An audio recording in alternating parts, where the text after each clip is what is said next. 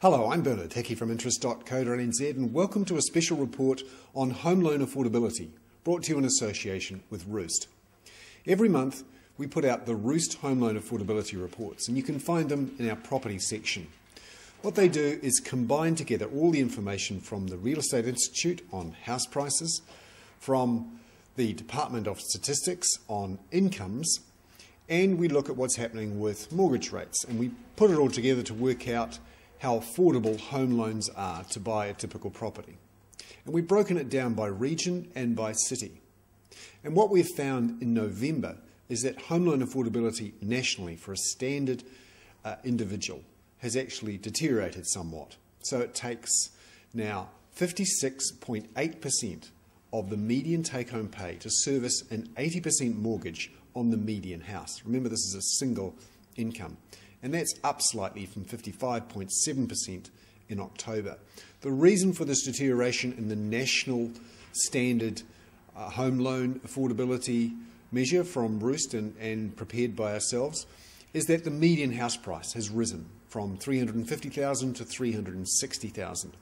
Now that more than offset a slight reduction in two-year mortgage rates from 6.7 to 6.6% and the regular increase in incomes that most people are seeing. But underneath that, there's a different picture. It really is a two-speed market at the moment. It's clear that the tax cuts, which kicked in from October the 1st, seem to have changed something in the housing market.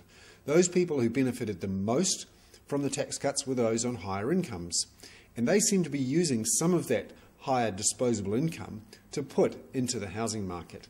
Why do I say this? Well, when you look at the Real Estate Institute figures for house sale volumes and prices, you can see that those richer suburbs, particularly the ones around central Auckland, around the CBD and in the coastal areas, but also in Wellington, the central richer suburbs, they're doing a lot better than the rest of the country, particularly the rest that's in the fringes, the regular fringe suburbs, the cheaper suburbs and provincial areas.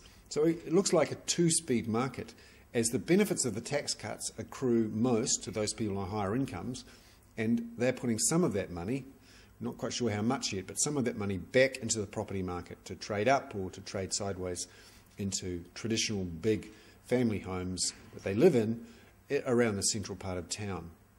And so what we're seeing here is that the median price rose because there was quite a few sales at the top end of the market, but the first quartile price, so those houses at the bottom of the market, they were actually flat at $250,000. That meant that first home buyer affordability actually improved in November from October.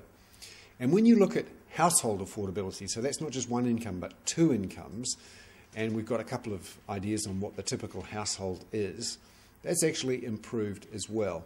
So when you look at the first home buyer household, so this is relatively young people on their median wages, a couple with no children, you can actually see it's somewhat affordable to buy a first quartile house nationally. So that affordability ratio for the household down to 23.6% from 23.8% in November from October, and it's down from the peak of 35%. In fact, it's at the best level in more than 5 years. Now that's the national level, of course, and when you get to the cheaper areas, the likes of Invercargill, Wanganui, Palmerston North, Timaru, and it's really pretty affordable, obviously, if you've got a job and you've got two incomes.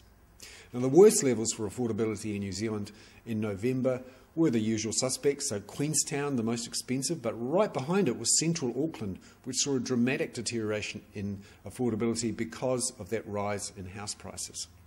It's interesting when you look at this chart showing home loan affordability to get a sense of what's been happening with the housing market and with interest rates. So you can see here, through 2002 up to about 2007, there was a steady deterioration. Obviously, the chart going up means a higher proportion of your income to pay for the typical mortgage. So you saw it rising from around about 40% of income to service the typical mortgage up to 80% or so at the end of 2007, early 2008, when house prices were right up and interest rates were up near 10%. It really was pretty unaffordable. Then through 2009, as we saw house prices start to come off the boil and interest rates drop sharply from 10% down to about 6%, affordability improved dramatically, and it got down to this sort of threshold, which looks to be at this moment around about 55%. Then, of course, in early to mid-2009, there was a bounce in the housing market, a bit more lending, a bit more activity, and we saw affordability worsen again back up. And then through early to mid-2010, the housing market came off the boil again, and you can see that affordability dropped down towards that 55% mark. So it seems there's a bit of a support level for those technicians out there, support level at 55%. And when you hit that, it looks like the affordability juices start to kick in the economy, and people see, that now's the time to jump in. But again, a two-speed market here, less affordable for the rich, more affordable for the middle to poorer areas. And obviously Auckland and Wellington seeing that biggest hit to house prices up, and the provincial areas and the outer suburbs seen as more affordable, particularly for first home buyers with a couple of incomes. So there we have it, our monthly home loan affordability report, brought to you in association with Roost. I'm Bernard Hickey.